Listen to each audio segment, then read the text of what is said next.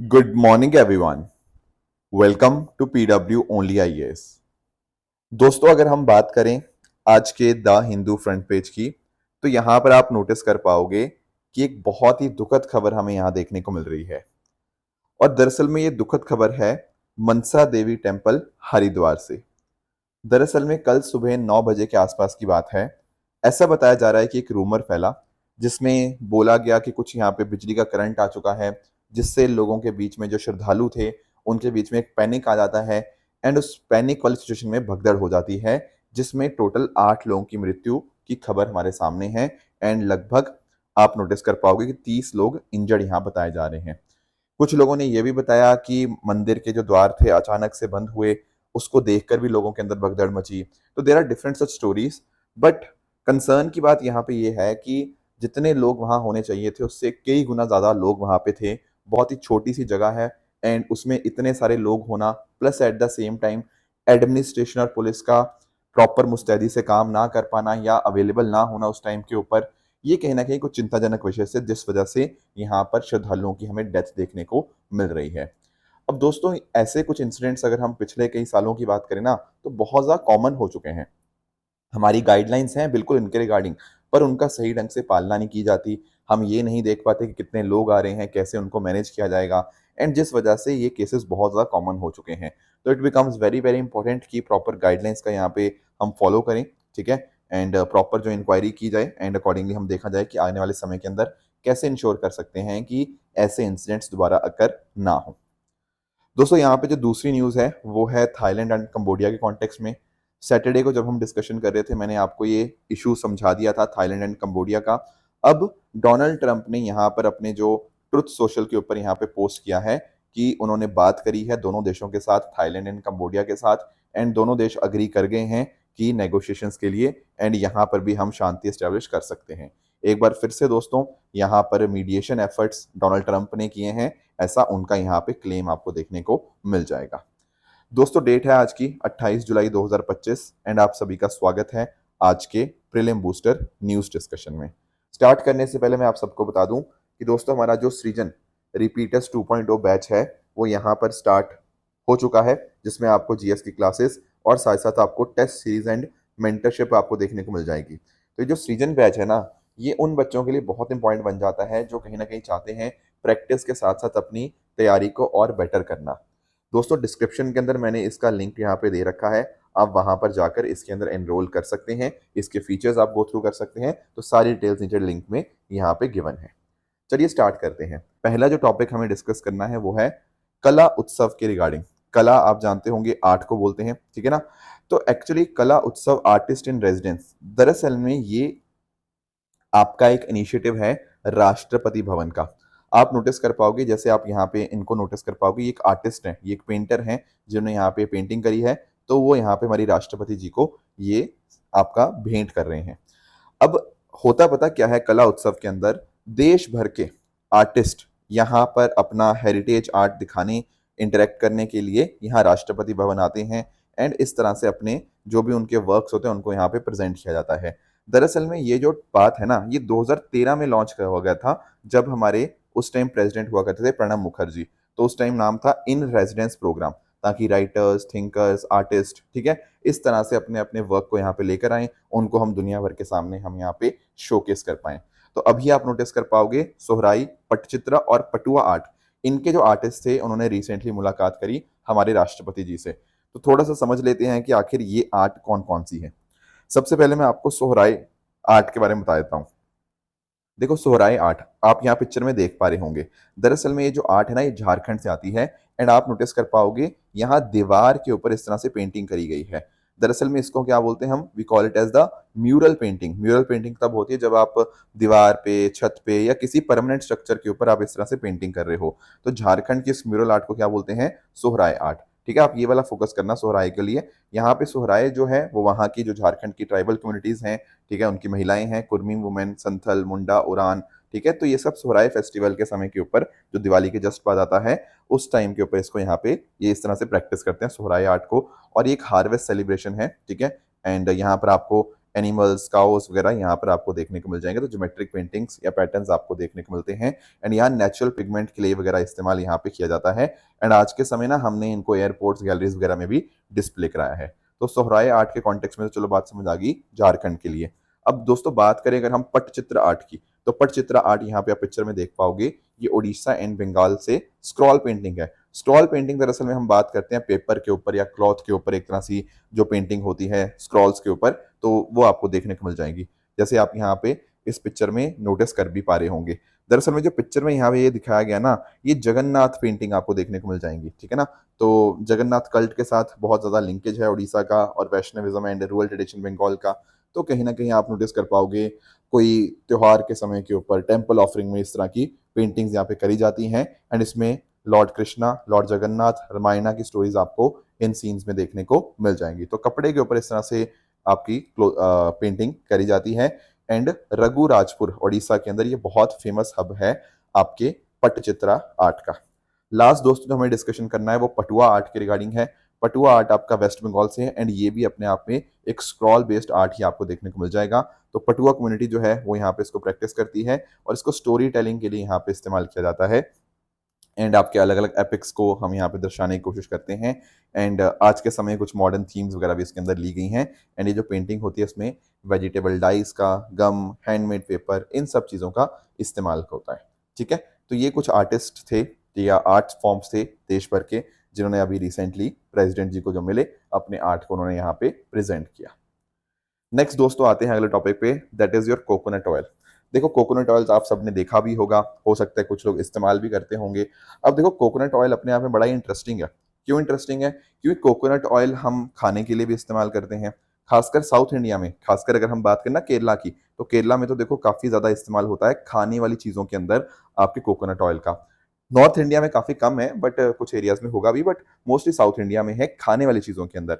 पर अगर हम बात करें कॉस्मेटिक्स की, सोप्स की, हेयर ऑयल की, ठीक है, काफी सारे लोग अपने बालों में ये जो कोकोनट का तेल है वो लगाते हैं, ठीक है। तो कोकोनट ऑयल दरअसल में कोकोनट के ड्राइड कर्नल से ही एक्सट्रैक्ट किया जाता है एंड फूड आइटम की तरह और नॉन फूड आइटम की तरह भी यहाँ पे हम इसका इस्तेमाल करते हैं। अब आप नोटिस कर पाओगे हर साल हम 5.7 लाख टन के आसपास हम प्रोड्यूस करते हैं कोकोनट ऑयल। एंड उसमें से 60% से ज्यादा जो है ना वो कुकिंग और फ्राइंग के लिए इस्तेमाल हो जाता है। बाकी 40% के आसपास जो होता है वो cosmetic, soaps and hair oils के फॉर्म में हम इस्तेमाल करते हैं। अब हम डिस्कस क्यों कर रहे हैं कोकोनट ऑयल को? इसका रीजन ये है कि कोकोनट ऑयल आज के समय बहुत ज्यादा महंगा हो चुका है। जितने भी एडिबल ऑयल में उनमें सबसे ज्यादा महंगा कोकोनट ऑयल है।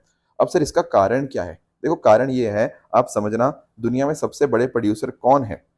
फिलीपींस एंड इंडोनेशिया, ये सबसे बड़े प्रोड्यूसर हैं कोकोनट ऑयल के। सर भारत आता है हमारा तीसरे नंबर के ऊपर, ठीक है। तो we are the third largest producer of coconut oil in the entire world, समझ गए। अब फिलीपींस और इंडोनेशिया जो दुनिया के सबसे बड़े प्रोड्यूसर्स हैं, वहां पर एल नीनो की वजह से सूखा पड़ा। सूखा पड़ने की वजह से वहां पे थोड़ी ये जो यील्ड है, प्रोडक्टिविटी है, वो कम हो गई है। एंड कहीं ना कहीं अब उतना प्रोड्यूस ही नहीं हो पाया कोकोनट ऑयल, तो कोकोनट ऑयल की सप्लाई कम हो चुकी है, ठीक है। ये बात भी समझ गए। दूसरा आप नोटिस करना, जैसे हम लोग क्या करते हैं, कल भी हमने डिस्कस किया था एथनॉल ब्लेंडिंग पेट्रोल के बारे में। हम लोगों ने 20% एथनॉल ब्लेंडिंग अचीव कर ली है। अब उसी तरह से फिलीपींस क्या कर रहा है? फिलीपींस ने ना coconut oil based coconut methyl ester, इसकी ब्लेंडिंग करी जा रही है डीजल के साथ। जैसे हम लोग इथेनॉल की ब्लेंडिंग कर रहे हैं, वो कोकोनट ऑयल के जो उसका प्रोडक्ट है कोकोनल मिथाइल एस्टर, उसकी ब्लेंडिंग करी जा रही है डीजल के साथ। अब मुझे बताओ, अगर कोकोनट ये ब्लेंडिंग के लिए इस्तेमाल हो रहा है तो that means what? That means sir बाकी का जो कोकोनट होगा, जो हम खाने के लिए और बाकी चीज़ों के लिए इस्तेमाल करेंगे, उसमें कम हो जाएगा। तो कहीं ना कहीं फूड एक्सपोर्ट्स वहां से कम हो चुके हैं क्योंकि वो खुद कोकोनट को इस्तेमाल कर रहे हैं ब्लेंडिंग के लिए। इसके अलावा अगर हम बात करें, इंडोनेशिया भी यहाँ पे कुछ कुछ रिस्ट्रिक्शंस लगा रहा है, ठीक है। तो इस वजह से भी सप्लाई के अंदर कुछ समस्याएं आ चुकी हैं। That is the whole reason कि कोकोनट आज के समय इतना ज़्यादा महंगा हो चुका है उसका जो तेल है। बाकी इसका अगर हम बात करें, देखो कोकोनट ऑयल पहले बहुत ज़्यादा पॉपुलर हुआ करता था, पर अब पॉपुलैरिटी उसकी कम हो चुकी है। क्यों? क्योंकि palm oil, soybean oil, sunflower oil, ये सब चीज़ों ने कहीं ना कहीं कोकोनट ऑयल की जगह ले ली है। आज के समय 72% डोमेस्टिक जो कंजम्पशन है, ये पाम ऑयल, सोयाबीन ऑयल और सनफ्लावर ऑयल से ही हमें देखने को मिल जाएगा। बाकी जैसे मैंने आपको बताया, कोकोनट ऑयल के अंदर काफ़ी एंटी माइक्रोबियल प्रॉपर्टीज भी होती हैं, सैचुरेटेड फैट्स में काफ़ी रिच होता है। एंड साउथ इंडिया के अंदर इसको कुकिंग में काफ़ी ज़्यादा इस्तेमाल किया जाता है। दुनिया में हम तीसरे सबसे बड़े कोकोनट प्रोड्यूसर हैं। एंड अगर हम बात करें कोकोनट डेवलपमेंट बोर्ड की, हमारे इसके लिए बोर्ड बनाया हुआ है हमने, जैसे टी बोर्ड कॉफी बोर्ड होता है ना, उसी तरह से कोकोनट डेवलपमेंट बोर्ड भी है। अगर हम इसकी बात माने तो कर्नाटका लार्जेस्ट प्रोड्यूसर है, followed by Tamil Nadu and Kerala. तो ये जो कोकोनट डेवलपमेंट बोर्ड है ये एक स्टैट्यूटरी बॉडी है, कोकोनट इंडस्ट्री का डेवलपमेंट के लिए ये सारा चीज़ें देखती हैं, एंड ये ministry of agriculture and farmer welfare के अंतर्गत काम करती है।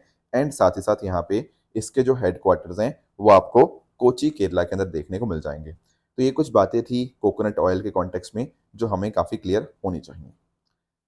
नेक्स्ट आते हैं दोस्तों, ईरान E3 न्यूक्लियर टॉक्स, इसको अंडरस्टैंड करने की कोशिश करते हैं। देखो सबसे पहले ना मैं आपको थोड़ा सा बैकग्राउंड में लेके चलता हूँ।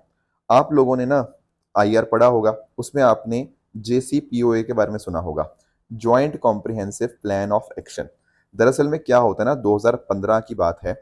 2015 में जो आपके परमानेंट 5 देश हैं, परमानेंट 5 में कौन आ गया आपका, चाइना, फ्रांस, जर्मनी, आपका रशिया, नहीं एक सेकेंड प्लीज करेक्ट करेंगे इसको, ये जर्मनी P5 में तो है नहीं, ठीक है, USA, रशिया और UK, ये 5 है परमानेंट 5 के अंदर, ठीक है।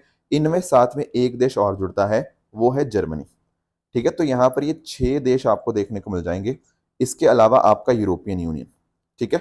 तो परमानेंट 5 देश, ठीक है, उसके अलावा जर्मनी, उसके अलावा यूरोपियन यूनियन, ये सब कहीं ना कहीं मिलकर इंश्योर ये करते हैं, और साथ में इनका जो ईरान हो गया, तो ये सब साथ में मिलकर पता क्या इंश्योर करते हैं कि ईरान का न्यूक्लियर जो प्रोग्राम होगा, हम इंश्योर ये करेंगे कि ईरान न्यूक्लियर यहाँ पे वेपन्स ना बनाए। उसके लिए joint comprehensive plan of action यहाँ पे इस तरह से यहाँ पे साइन किया जाता है। अब कोशिश यही होती है कि ईरान कहीं ना कहीं अब न्यूक्लियर वेपन नहीं बनाएगा, ईरान का फोकस जो भी होगा वो न्यूक्लियर एनर्जी की तरफ हो सकता है अपने पीसफुल पर्पस के लिए, बट अदरवाइज नहीं होना चाहिए। इसको कई बार ना पॉपुलरली हम लोग ईरान न्यूक्लियर डील भी हम यहाँ पे बोल देते हैं, ठीक है। बट फिर बाद में डोनाल्ड ट्रंप आते हैं, वो बोलते हैं कि नहीं भाई ये तो फेलियर चीज़ है, ईरान बिल्कुल भी काम नहीं कर रहा यहाँ पे, राइट, वो सारी चीज़ें। अब आप नोटिस करेंगे कि यहाँ पर ना इस पूरे प्रोसेस में 3 देशों का बहुत बहुत इंपॉर्टेंट रोल था। सर कौन से 3 देश? देखो एक आपको यहाँ पे यूके आपको देखने को मिलेगा, एक फ्रांस है और एक है तीसरा जर्मनी। ये आप नोटिस कर पाओगे, यूके, फ्रांस और जर्मनी, ये तीनों देश वो हैं जो कहीं ना कहीं यूरोप की सुपर पावर्स हैं, ठीक है। यूरोप के कंट्रोल मेजर, मतलब काफ़ी मेजर कंट्रोल इनके पास आपको देखने को मिल जाएगा। तो दरअसल में ना इन 3 देशों को हम क्या बोलते हैं, we call this 3 nation as E3। France, Germany और यूके को हम बोलते हैं E3, ठीक है। ये वो 3 देश हैं जो कहीं ना कहीं 2000 ऑनवर्ड्स काफ़ी ज़्यादा साथ में मिलकर काम कर रहे हैं, खासकर फॉरेन पॉलिसी के मुद्दे के ऊपर, न्यूक्लियर नॉन प्रोलिफरेशन के मुद्दे के ऊपर, खासकर जो ईरान का न्यूक्लियर क्राइसिस था, जो joint comprehensive plan of action, उस समय E3 का बहुत बहुत इंपॉर्टेंट रोल रहा था। जब डोनाल्ड ट्रंप ने बोला कि यूएस एग्जिट करेगा, तब भी E3 काम करता रहा कि नहीं यार इस एग्रीमेंट को किसी ना किस तरह से अलाइव रखते हैं, क्योंकि एग्रीमेंट अपने आप में इंपॉर्टेंट बन जाता है। अब आप नोटिस करोगे कि 2000 अब जब 2025 में हम यहाँ पे खड़े हैं, राइट, अब यहाँ पे बहुत ज़्यादा क्वेश्चन हो रखे हैं। क्यों? क्योंकि आप नोटिस करोगे इसराइल और ईरान के बीच में यहाँ पे आपका कॉन्फ्लिक्ट यहाँ पे काफ़ी ज़्यादा चल रहा है, ठीक है ना। उसके अलावा अगर हम बात करें, यूएस और इसराइल के बीच में कोऑर्डिनेशन बहुत ज़्यादा बढ़ रही है, वो भी यहाँ पे मिलकर स्ट्राइक कर रहे हैं ईरान के ऊपर। तो E3 अब सोच रहा है कि अब हम क्या करें यहाँ पे। तो E3 ना यहाँ पे ईरान को बोला हुआ है कि भाई हमारे पास एक रेजोल्यूशन है, रेजोल्यूशन 2231। ये यूएन सिक्योरिटी काउंसिल का रेजोल्यूशन 2231 ये बोलता है कि यह जो ईरान न्यूक्लियर डील है इसको हम फॉलो करेंगे, और अगर मान लो ईरान अपने जो लिमिट्स है उसको क्रॉस करने की कोशिश करता है तो उसके ऊपर फिर से सैंक्शन लग जाएंगे, ठीक है ना। ये जो ईरान न्यूक्लियर डील हुई थी ना, इसमें हमने यही तो बोला था कि आपके ऊपर से सैंक्शन हटा दिए जाएंगे, पर हमने इसके अंदर ना एक मैकेनिज्म डाल दिया, स्नैप बैक मैकेनिज्म। कहने का मतलब कि अभी तो आपके अगेंस्ट सैंक्शन हम हटा रहे हैं, पर अगर आपने कुछ गड़बड़ करने की कोशिश करी, अगर आप न्यूक्लियर लिमिट से बाहर जाने की कोशिश करोगे, तो भाई वापस से आपके ऊपर सैंक्शन लग जाएंगे और बहुत तकड़े। उसी को क्या बोलते हैं, स्नैप बैक मैकेनिज्म। तो आज के समय यहाँ पे ये तीनों देश मिलकर साथ में बातचीत कर रहे हैं इस्तांबुल के अंदर आपके ईरान के साथ, ताकि ईरान अपनी लिमिट्स में रहे, ठीक है ना। तो यहाँ पे इनफैक्ट ईरान ने भी यहाँ पे सुनाया इन तीनों देशों को कि भाई आप हमारा साथ देते ही नहीं हो, आप यूएस और इसराइल का ही साथ देते हो। ये जो स्नैपबैक मतलब आपके ऊपर दोबारा से सैंक्शन लग जाएंगे, इसकी धमकियां आप मुझे मत दो। ईरान ने बोला कि भाई उसका पूरा का पूरा नॉन नेगोशिएबल राइट है पीसफुल यूरेनियम एनरिचमेंट का। पर दिक्कत यही है कि पता नहीं है ना कि ईरान कितना ज़्यादा एनरिचमेंट कर रहा है। अगर उसने वेपन बना लिया तो कहीं न कहीं बहुत ज़्यादा दिक्कत आ सकती है। तो दोनों यहाँ पे साइड्स, एक तरफ ई3 और एक ईरान, यहाँ पे दोनों के बीच में थोड़ी-सी आज के समय थोड़ी तनातनी चल रही है। पर उम्मीद ये है इन दोनों साइड्स को कि कोई ना कोई एग्रीमेंट हम यहाँ पे साथ में कर लेंगे, ताकि अक्टूबर 2025 तक हमारे सामने सिचुएशन यहाँ पे बेहतर हो जाएगी। ऐसा यहाँ पर इन दोनों साइड्स का मानना है। तो ये ई3 क्या है, ये आई थिंक आपको क्लियर हो गया होगा। चलिए, नेक्स्ट आते हैं, कोल्हापुरी चप्पल्स के बारे में पढ़ने की कोशिश करते हैं। अब देखो, कोल्हापुरी चप्पल्स आप पिक्चर में देख पा रहे होंगे, बड़ी फेमस आपको कोल्हापुरी चप्पल्स आपको देखने को मिलती हैं। अब आप लोग ना एक बहुत ही लग्जरी ब्रांड के बारे में जानते होंगे, प्राडा। ठीक है, कई गानों के अंदर भी यहाँ प्राडा का जिक्र होता है। ठीक है, अब प्राडा ने ना क्या किया, प्राडा ने एक ना मिलान फैशन वीक होता है, उसके अंदर क्या किया, प्राडा ने एक नई तरह की चप्पल इंट्रोड्यूस करी, फुटवियर इंट्रोड्यूस करे, काफी महंगे। ठीक है, अब उन्होंने इंट्रोड्यूस किए। अब बाद में पता क्या हुआ, सोशल मीडिया के अंदर प्राडा के रिगार्डिंग बहुत सारे क्वेश्चन मार्क उठने रेज हो गए। पता है क्यों? क्योंकि जो प्राडा ने चप्पलें निकाली थी फुटवियर, वो सिमिलर थी to that of Kolhapuri chappals. जो हमारे यहाँ पे कोल्हापुर में, शोलापुर में, वहां पे जो लोग पहनते हैं ना, तो वैसी चप्पल ही लगभग थी। पहले तो यहाँ पे प्राडा ने कुछ इसमें रिगार्डिंग करा नहीं, पर जब लोगों ने सोशल मीडिया के ऊपर प्राडा को सुनाया, तो प्राडा ने मान लिया कि हाँ भाई, हमारी जो इंस्पिरेशन है ना, हमने जो चप्पल बनाई है, ये कोल्हापुरी चप्पल से ही आई है। ठीक है ना, तो उन्होंने एक्नॉलेज कर लिया। फाइनली उनको इतना ज़्यादा बैकलैश फेस हुआ कि उन्होंने एक्सेप्ट किया बाद में जाके कि हाँ, ये कोल्हापुरी चप्पल से ही हमने यहाँ पे इंस्पिरेशन यहाँ पे ड्रॉ करी है। तो कोल्हापुरी चप्पल सिर्फ इंडिया में नहीं, पूरी दुनिया में देखो फेमस है। ठीक है, तो कोल्हापुरी चप्पल आपको कोल्हापुर महाराष्ट्र से ओरिजिनेट होती हुई देखने को मिल जाती हैं। तो आपका सांगली हो गया, सतारा हो गया, शोलापुर हो गया। ठीक है, तो इनके जो वहाँ के लोकल एरिया में लोग हैं, तो वहाँ से आपका ओरिजिनेशन देखने को मिलता है। एंड इसका जो डेट्स अगर हम बात करें कब से स्टार्टिंग हुई, तो 12वीं-13वीं सदी से यहाँ पे हम इसको देख रहे हैं। एंड स्टार्टिंग में जो रॉयल लोग थे, कहीं ना कहीं वो लोग इस तरह की चप्पल यहाँ पे पहनते थे। अब आप चप्पल के बारे में यहाँ पे नोटिस करना, ये जो कोल्हापुरी चप्पल है, इनको दरअसल में ना जीआई टैग भी मिला हुआ है। 2019 के अंदर हमने यहाँ पे कोल्हापुरी चप्पल्स को जीआई टैग दे दिया था। इसमें महाराष्ट्र के और कर्नाटका के टोटल 8 डिस्ट्रिक्ट आते हैं, जो कहीं ना कहीं कोल्हापुरी चप्पल इस तरह की यहाँ पे डिजाइन करते हैं। अब इसमें आप नोटिस करना, इस कोल्हापुरी चप्पल में आपको टी स्ट्रैप आपको देखने को मिल रहा होगा, राइट। यहाँ पे ओपन टी, आपका जो टो है ना, वो ओपन टो स्टाइल में आपको यहाँ पे ये चीज बनाई जाती है। और ये जो कोल्हापुरी चप्पल है, ये वेजिटेबल टैंड लेदर से बनती है, जो काओ से, बफले से, गोट से वो लेदर आपका यहाँ पे आता है। ठीक है, तो एक आइडेंटिटी का एक सिंबल है। ठीक है ना, वहाँ के लोकल क्राफ्ट्समैनशिप का एक बहुत अच्छा उदाहरण है। और देखा जाता है कि स्टार्टिंग तो इसकी 12वीं-13वीं सदी में हो गई थी, पर 18वीं सदी में ये बहुत ज्यादा पॉपुलर हुई, जब किंग शाहू महाराज जी ने यहाँ पे इसको पैट्रनेज दिया। तो ये कुछ बातें थी कोल्हापुरी चप्पल के रिगार्डिंग जो आपको पता होंगी। नेक्स्ट दोस्तों आते हैं, स्टार्टअप 20 एंगेजमेंट ग्रुप के बारे में थोड़ा अंडरस्टैंड करते हैं। दोस्तों, आप सब लोगों को G20 के बारे में पता होगा। जब हम बात करते हैं ना G20 की, तो G20 में दोस्तों 19 तो देश हैं, और उसके अलावा 2 ग्रुप्स हैं। एक उसमें आपका यूरोपियन यूनियन आपको देखने को मिल जाता है, एंड 2023 में अफ्रीकन यूनियन भी उसका यहाँ पे पार्ट बन गया था। दरअसल में G20 बनाया था 1999 के अंदर, जो उस समय फाइनेंशियल क्राइसिस आया था। उसके बाद हमने यहाँ पे इसको फाइनेंस मिनिस्टर और सेंट्रल बैंक गवर्नर्स की मीटिंग स्टार्ट हुई।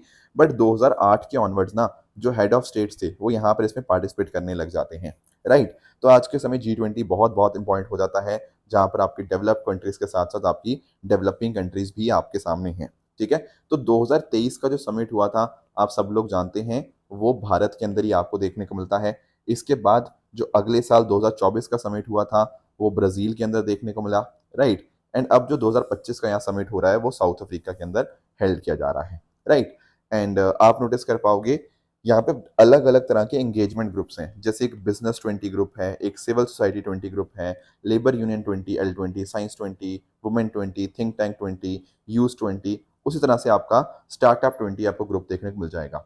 अब क्वेश्चन ये है कि सर, ये स्टार्टअप 20 क्या है? देखो, आप ध्यान में रखना, ये भारत ने ही प्रपोज किया था स्टार्टअप 20 को। कोशिश ये है कि जो G20 देश है ना, उनके अंतर्गत ही हमारे जो स्टार्टअप इकोसिस्टम है, उसको हम बूस्ट दे पाएं, उसके लिए एक प्लेटफॉर्म दे पाएं। तो भारत का जो G20 इंडिया शेरपा है, स्टार्टअप 20 सेक्रेट है, वो यहाँ पे इसको सपोर्ट करता है। तो यहाँ पर अलग अलग मीटिंग्स होती हैं, वर्कशॉप्स होती हैं, एंड कोशिश ही की जाती है कि कैसे स्टार्टअप्स को हम और एक फर्दर बूस्ट कर पाएं। तो पहला जो इसका एडिशन हुआ था स्टार्टअप 20 का वो भारत में 2023 में हुआ था, सेकंड ब्राज़ील 2024 में एंड अब यहाँ पे साउथ अफ्रीका 2025 में यहाँ पे हो रहा है। तो ये तीसरा ही एडिशन है। जब भारत में पहली बार हुआ था तो भारत के इनिशिएटिव से ही यहाँ से ये चीज़ें यहाँ पे स्टार्ट हुई थी। तो ये कुछ बातें थी स्टार्टअप 20 के बारे में। बाकी इनका आप फोकस देख पाओगे कि कैसे फोकस यहाँ पर है फाउंडेशन एंड लाइसेंस के ऊपर, पैसा इनको मिलता रहे, इंक्लूजन हो गया, trade and market access, township वगैरह हो गया। तो private sector led partner leadership को यहाँ पे ये एम्फेसाइज करता है आपका स्टार्टअप 20। तो ये कुछ बातें थी जो क्लियर होनी चाहिए। नेक्स्ट हमारे सामने जो टॉपिक है वो है रिवाइवल ऑफ सेक्रेड ग्रोव्स। देखो आई एम वेरी श्योर आप लोग सेक्रेड ग्रोव्स के बारे में जानते होंगे। सेक्रेड का मतलब होता है कुछ ऐसी चीजें जो बहुत ज्यादा हम यहाँ पे जिसको मानते हैं, ठीक है, उसकी इंपॉर्टेंस अपने आप में बहुत ज्यादा है। जैसे कुछ हो सकता है हमारे कल्चरल बिलीफ्स हो, स्पिरिचुअल बिलीफ हो, रिलीजियस बिलीफ हो। जैसे मान लो आपने बोल दिया कि सर ये जो आपके पेड़ हैं या आपके जो फॉरेस्ट हैं इनमें भगवान का वास होता है, कुछ एंशियंट डिटीज या इंसेस्ट्रल स्पिरिट्स इसमें होते हैं। अब इसका फायदा पता क्या होता है, जो लोकल लोग होते हैं बहुत फोकस करते हैं इनको प्रिजर्व एंड प्रोटेक्ट करने के लिए, ठीक है ना। और इसके साथ ही साथ बहुत सारे फ्लोरा फौना वो भी साथ में ही यहाँ पे प्रोटेक्टेड हो जाते हैं। तो सेक्रेड ग्रोव्स ना लोगों के धार्मिक बिलीफ्स तो डेफिनेटली हैं ही हैं, बट उनके साथ ही साथ ये हमारे इन्वायरमेंट को प्रोटेक्ट करने का भी बहुत इंपॉर्टेंट रोल प्ले करते हैं। इनफैक्ट अगर हम बात करें 2024 के सुप्रीम कोर्ट डायरेक्टिव की तो उसमें भी उन्होंने ये बोला कि हमें सेक्रेड ग्रोव्स की proper mapping and official notification वाला होना चाहिए ताकि हम इनको भी प्रोएक्टिवली यहाँ पे हम प्रोटेक्ट कर पाएं, ठीक है। बाकी कल्चरल हेरिटेज इंपॉर्टेंट है, बायोडाइवर्सिटी हब्स हो गया, आपके लोकल आपके जो रेयर एंडेमिक स्पीशीज हैं राइट वो आपको यहाँ देखने को मिल जाती हैं। बाकी सेक्रेड ग्रोव्स आपके सॉइल मॉइस्चर को रिटेन करते हैं, पानी को कंजर्व करते हैं through check dams and ponds. उसके अलावा फॉडर फ्रूट्स लीव्स वगैरह प्रोवाइड करते हैं एंड लोकल लोग यहाँ पे इन चीज़ों को मैनेज करते हैं। अब एक्चुअली हमारे सामने ना एक अच्छी केस स्टडी हमें यहाँ पे देखने को मिल रही है। राजस्थान के अंदर जो सिरवास विलेज है वहाँ पर जो आपके सेक्रेड ग्रोव्स डिग्रेड हो चुके थे हमने वापस से उसको रिवाइव किया है। ये नाम है इसका चुडासिड आपका अदवाद, ठीक है। ये सेक्रेड ग्रोव्स को हमने यहाँ पर एक तरह से वापस से रिवाइव किया है। यहाँ पर आपको 2000 के आसपास एनिमल्स आपको देखने को मिल जाएंगे। तो वहाँ की लोकल कम्युनिटी ने ही यहाँ पे रोल प्ले किया है इसको यहाँ पे रिस्टोर करने के लिए। इस इनिशिएटिव को सपोर्ट किया जाता है बाय कृपिवास, ठीक है, कृषि अवाम परिस्थिति विकास संस्थान, ठीक है। तो इन्होंने यहाँ पे इसको सपोर्ट किया एंड इस वजह से कम्युनिटी के एफर्ट्स की वजह से ये जो डिग्रेडेड लैंड थी इसको हम यहाँ पे वापस रिवाइव कर पाए हैं। तो ये सेक्रेड ग्रोव्स के बारे में आपको बात पता होनी चाहिए। बाकी ये जो कम्युनिटी थी ये मियो कम्युनिटी आपको देखने को मिल जाएगी राजस्थान की। उसके अलावा आपने सरना के बारे में सुना होगा। दरअसल में झारखंड के अंदर ना सेक्रेड ग्रोव्स को सरना के नाम से जाना जाता है। वहाँ मुंडा और ओरान ट्राइब्स यहाँ पे आपको देखने को मिल जाएंगी। फिर कवू जो है, ठीक है, ये केरला के अंदर आपको देखने को मिल जाएंगे। देवराई फॉरेस्ट है ये महाराष्ट्र के अंदर, ला किंतांग ये मेघालय के अंदर एंड फुंग्यात ग्रोव्स जो हैं वो आपको नागालैंड के अंदर देखने को मिल जाएंगे। तो कई बार ना ऐसे नाम आ सकते हैं कि सरना कावू देवराय ये न्यूज़ में आते हैं, ये क्या है। तो आपको पता होना चाहिए कि भाई ये सेक्रेड ग्रोव्स की यहाँ पे बात कर रहे हैं, राइट दोस्तों। तो ये थी हमारी आज की डिस्कशन। अब अगर हम बात करें यहाँ पे ट्रू एंड फॉल्स स्टेटमेंट्स की, आप इनको पढ़िएगा, बताइएगा इनमें से कौन सा सही है कौन सा गलत है, राइट। एंड जो मैंने आपको सैटरडे होमवर्क दिया था एक था कारगिल विजय दिवस के कॉन्टेक्स्ट में, तो यस ऑपरेशन विजय ही हम यहाँ पे देखते हैं। तो पहला स्टेटमेंट आपका करेक्ट हो जाएगा।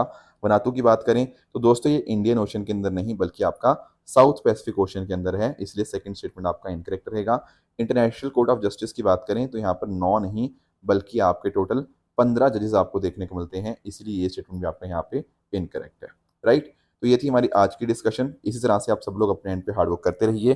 Thank you so much for joining. All the very best. Thank you so much.